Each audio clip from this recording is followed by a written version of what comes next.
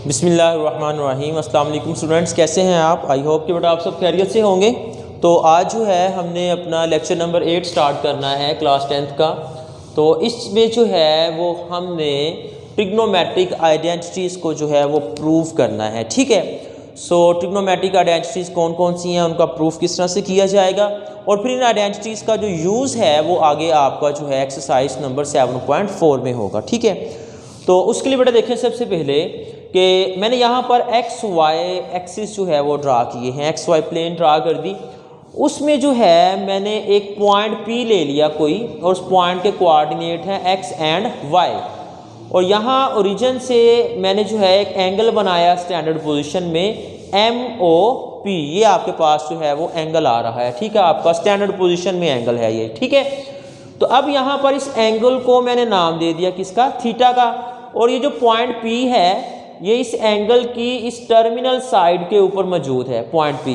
तो point P के coordinates क्या हैं आपके पास, x एंड y। ये आपके पास जो है इसके कोऑर्डिनेट आ रहे हैं। ठीक है, तो अब इट्स मीन ये जो पॉइंट के कोऑर्डिनेट हैं x एंड y, इसका मतलब है कि इस पॉइंट का जो x एक्सिस के अलोंग डिस्टेंस है वो क्या है, x, और जो इस पॉइंट का y एक्सिस के अलोंग डिस्टेंस है वो आपका कितना है, y।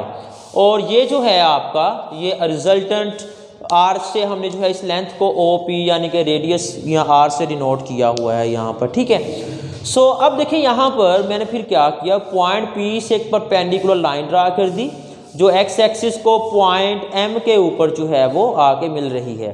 तो इस तरह अब आपके पास ये एक राइट ट्राइंगल बन गई। ठीक है, right triangle OMP।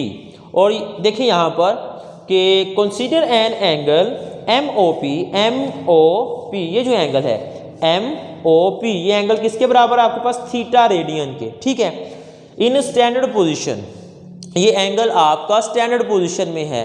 Standard position में होने से क्या मुराद है कि इसकी जो इनिशियल साइड है वो along the positive x axis है, और टर्मिनल साइड कहीं भी हो सकती है, और लेकिन इसका जो वर्टेक्स है वो कहाँ पे होना चाहिए, आपका ओरिजिन पे होना चाहिए। ठीक है, so angle MOP is equal to theta radian in standard position. Let point P, ये जो पॉइंट P लिया मैंने x व y, be on the terminal side of angle, वो इस एंगल की यानी कि थीटा एंगल की टर्मिनल साइड के ऊपर वाक़या है। अब अकॉर्डिंग टू पाइथागोरस थ्योरम, ये आपके पास चूंकि एक राइट एंगल ट्राइंगल है, तो हम जानते हैं कि पाइथागोरस थ्योरम ये कहता है कि base square plus perpendicular square is equal to होता है किसके, हाइपोटेनियस के स्क्वायर के। ठीक है, सो बेस यहाँ पर क्या है आपकी, बेसिकली इस ट्राइंगल की OM, ये बेस है।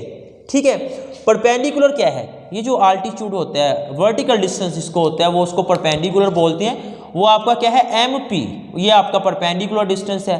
और हाइपोटेनियस ट्राइंगल का बन रहा है OP, तो फिर OM square plus MP square is equal to OP square. तो OM डिस्टेंस बेसिकली है कितना, x। ये देखिए आपके पास मैंने डिनोट किया हुआ है, ये आपका डिस्टेंस कितना है, x। जो वर्टिकल डिस्टेंस है वो क्या है, y, और जो हाइपोटेनियस है उसका डिस्टेंस कितना है आपके पास, r। तो ये बन गया x square plus y square is equal to r square. यहाँ तक क्लियर बेटा, अकॉर्डिंग टू पाइथागोरस थ्योरम। अब हमने आइडेंटिटीज प्रूव करनी है, तो उसके लिए देखिए मैंने क्या किया, सबसे पहले इस इक्वेशन को r स्क्वायर के साथ डिवाइड कर दिया। जब r स्क्वायर से डिवाइड किया, ये बन गया x square over r square plus y square over r square is equal to r square over r square.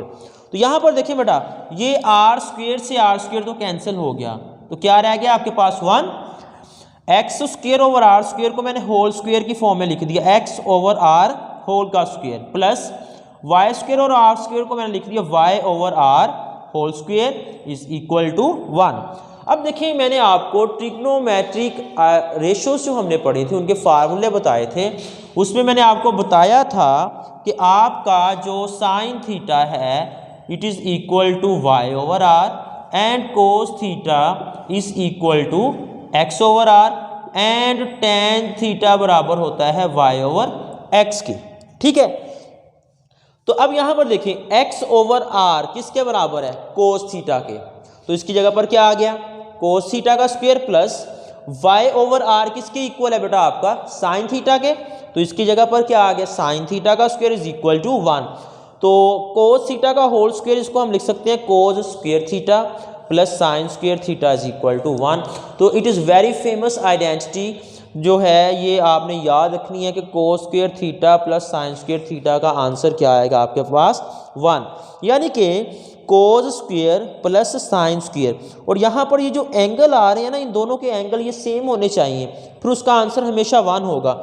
यानी कि अगर आ जाए cos square 3 theta plus sine square 3 theta, तो इसका आंसर भी क्या होगा आपके पास 1 ही होगा।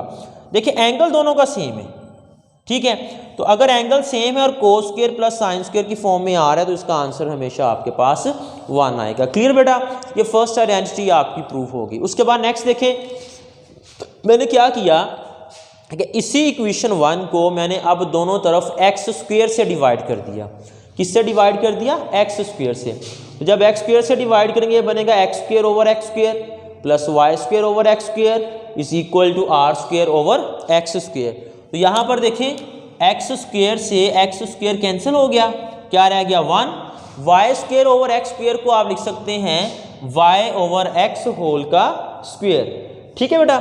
इसी तरह r square over x square को आप लिख सकते हैं आर ओवर एक्स होल का स्क्वायर। अब वाई ओवर एक्स किसके बराबर? अभी देखिए मैंने आपको बताया था यहाँ पर ये जो वाई ओवर एक्स है it is equal to tan theta 1 as it is plus इसकी जगह पर क्या आ गया टेन थीटा का square is equal to r over x.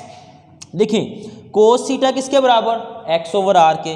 Are over x इसका रेसिप्रोकल, यानी कि आर ऊपर जा रहा है एक्स नीचे आ रहा है, तो आर ओवर एक्स जो है वो होगा 1 ओवर कोस थीटा के इक्वल, जो के बराबर होता है सीकन थीटा के। किसके बराबर होगा? सीकन थीटा के, क्योंकि कोस का रेसिप्रोकल सीकन थीटा होता है। तो इसकी जगह पर क्या आ गया? आर ओवर एक्स की जगह पर सीकन थीटा, और जब स्क्वायर ओपन किए तो ये आपके पास बन गया 1 plus tan square theta is equal to secant square theta. तो ये बेटा आपके पास सेकंड आइडेंटिटी प्रूफ होगी कि 1 प्लस टेन स्क्वायर थीटा जो है ये किसके बराबर होता है? सीकंड स्क्वायर थीटा के बराबर होता है। सिमिलरली आपने क्या किया, अब इस इक्वेशन को 1 को आपने वाई स्क्वायर से डिवाइड कर देना है। जब वाई स्क्वायर से दोनों तरफ डिवाइड करेंगे ये बनेगा x square over y square plus y square over y square is equal to r square over y square. तो इस x square over y square को मैंने लिख दिया एक्स ओवर वाई होल का स्क्वायर प्लस ये आपके पास फिर देखें वाई स्क्वायर से वाई स्क्वायर कैंसिल हो गया, क्या रह गया आपके पास 1 is equal to r square over y square को मैंने लिख दिया आर ओवर वाई होल का स्क्वायर। तो बेटा एक्स ओवर वाई किसके बराबर? देखिए y over x tan theta है, टेन का रेसिप्रोकल होता है कोट, तो यानी कि एक्स ओवर वाई किसके बराबर आ जाएगा? कोट थीटा के। यानी कि आपका जो एक्स ओवर वाई है it is equal to cot theta. और सिमिलरली आर ओवर वाई जो है ये बराबर होगा कोसिकन थीटा के, क्योंकि देखिए y over r sine theta के बराबर, और जब आप इसका रेसिप्रोकल लेंगे आर ओवर वाई करेंगे तो साइन का रेसिप्रोकल होता है cosecant theta. So r over y is equal to cosecant theta, ये आपका कोसिकन थीटा के इक्वल आ जाएगा। क्लियर है बेटा यहाँ तक? सो ये एक्स ओवर वाई की जगह पे cot theta plus 1 is equal to cosecant theta. जब आप इसका स्क्वायर ओपन करते हैं तो कोट थीटा का स्क्वायर क्या बनेगा? Cot square theta plus 1 is equal to cosecant square theta. तो ये आपके पास एक अनदर आइडेंटिटी प्रूफ होगी 1 plus cot square theta is equal to cosecant square theta. अच्छा बेटा उसके बाद देखिए मैं कुछ यहाँ पे वेल नोन फार्मूले लिख रहा हूँ जो कि अगली एक्सरसाइज में बहुत हेल्पफुल होंगे हमारे क्वेश्चंस को सोल्व करने में। तो वो ज़रा आप देख लें यहाँ पर कि आपने जो है वो किस तरह से वो फार्मूले जो हैं वो करने हैं सोल्व, उनको याद कैसे रखना है बेटा। आपने कुछ वेल नोन आइडेंटिटीज़ जो हैं वो मैं आपको यहाँ पे मेंशन कर दूंगा, ठीक है। सबसे पहले देखें जी आपके पास जो फार्मूला आ रहा है वो ये है, आइडेंटिटी जो अभी हमने प्रूव की sine square theta plus cos square theta is equal to 1। यहीं से 2-3 फार्मूले आगे बन जाते हैं। अगर साइन स्क्वायर थीटा का आंसर निकालना चाहूँ तो कोस स्क्वायर थीटा जाके उधर माइनस हो जाएगा, ये बन जाएगा 1 माइनस कोस स्क्वायर थीटा। और अगर यहाँ से मैं कोस स्क्वायर थीटा का आंसर निकालना चाहूँ तो ये साइन स्क्वायर थीटा उधर जाके माइनस हो जाएगा, ये बनेगा 1 माइनस साइन स्क्वायर थीटा, ठीक है। ये आपके पास इस तरह 3 फार्मूले बन गए। Similarly second identity 1 plus tan square theta किसके बराबर होता है? आपका सीकंड स्क्वायर थीटा के, ठीक है। यहीं से अगर मैं tan स्क्वायर थीटा का आंसर निकालना चाहूँ तो ये मेरे पास बन जाएगा सीकंड स्क्वायर थीटा प्लस 1, उधर जाके क्या हो जाएगा -1। ठीक है बेटा। और फिर इसी तरह से आगे आपने क्या करना है कि 1 प्लस कोट स्क्वायर थीटा भी हमने प्रूव किया। कोट स्क्वायर थीटा ये बराबर होता है कोसेकंड स्क्वायर थीटा के। यहाँ से अगर मैं अकेला कोट स्क्वायर थीटा का आंसर निकालना चाहता हूँ तो +1 उधर जाके क्या हो जाएगा माइनस, तो ये बन जाएगा कोसेकंड स्क्वायर थीटा -1।